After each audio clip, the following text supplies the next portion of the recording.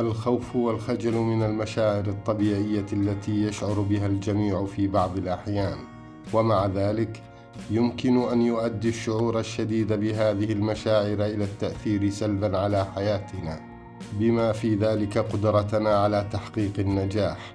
يمكن أن ينشأ هذا الخوف من عدة عوامل، بما في ذلك التجارب السلبية السابقة والتوقعات المرتفعة وعدم الثقة بالنفس. عندما نشعر بالخوف فقد نميل إلى تجنب المخاطر أو التحديات الجديدة. هذا يمكن أن يؤدي إلى تقييد إمكاناتنا ومنع تحقيق أهدافنا. والخجل هو الشعور بالحرج أو التوتر الاجتماعي.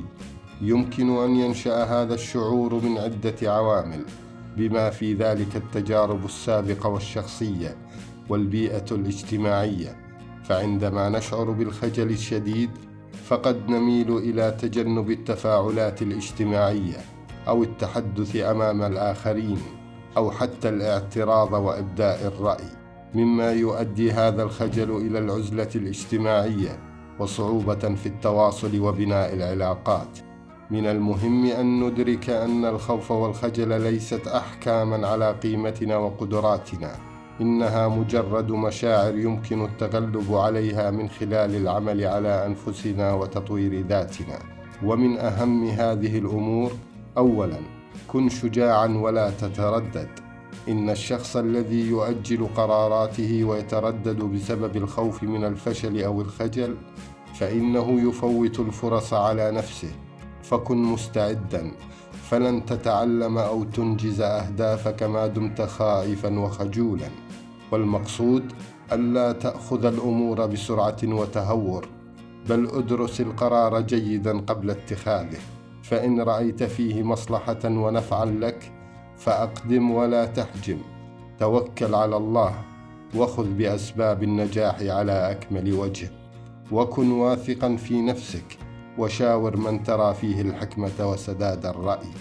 إن من يعتاد الخوف والخجل يعتاد العيش على وتيرة واحدة، لا يتقدم ولن يدرك قيمة التغيير نحو الأفضل والنجاح. فسعادة الروح في كشف المستور وتجربة الأمور، ولا داعي للخوف والقلق دون مبرر. ومن الأشياء التي تساعدك على التغلب على الخوف والخجل هو تقبل الرفض أو الفشل. جميعنا واجه الرفض والفشل في مرحلة ما من حياته. قد يكون الرفض من شخص نحبه، أو الفشل في تحقيق هدف كنا نسعى إليه.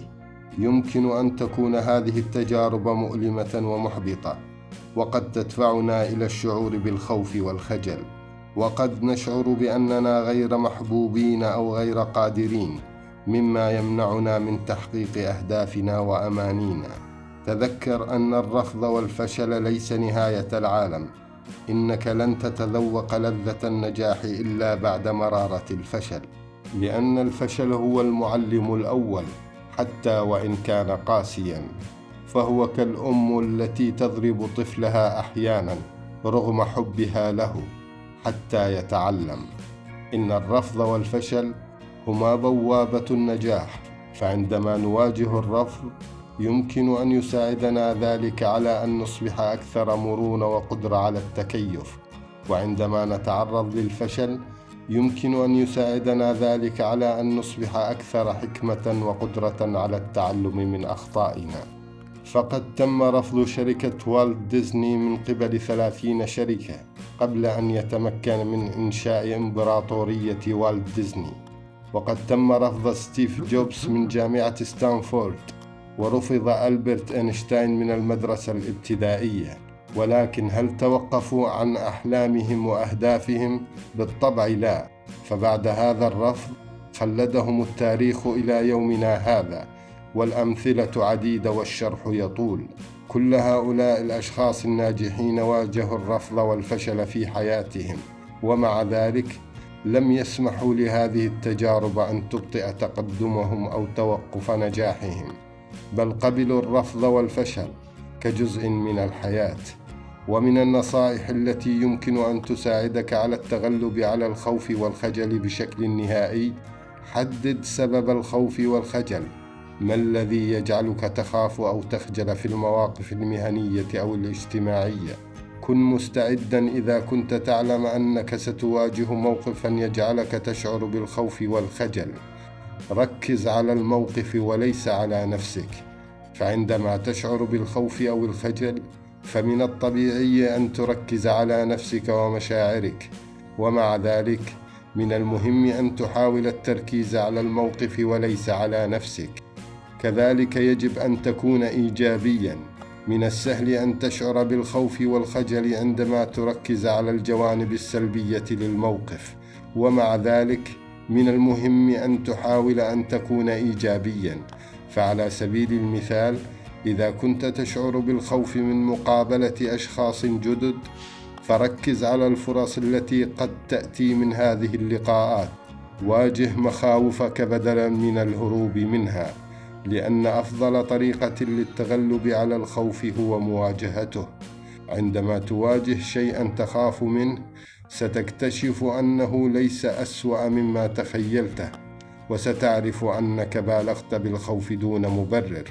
يجب عليك أن تطور ثقتك بنفسك، لأن الثقة بالنفس هي المفتاح والسلاح للتغلب على الخوف والرفض والخجل. عليك أن تركز على نقاط القوة لديك.